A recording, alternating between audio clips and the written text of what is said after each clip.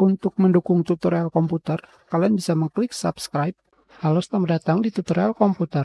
Tutorial kali ini mengenai cara merubah gaya huruf dan ukuran huruf di LibreOffice Writer.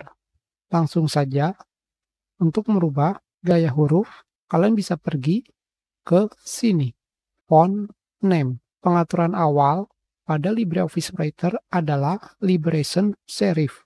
Jika kalian memilih semuanya dan memilih yang manapun itu, maka teks yang kalian pilih akan dirubah.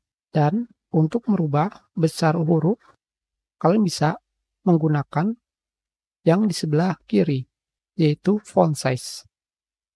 Kalian bisa memilih nilai awalnya adalah 12 poin. Tentu saja kalian bisa memilih berapa besarnya.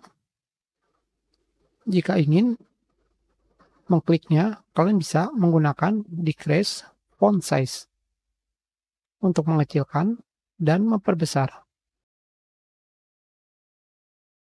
Hanya seperti itu saja. Kita sudahi. Terima kasih.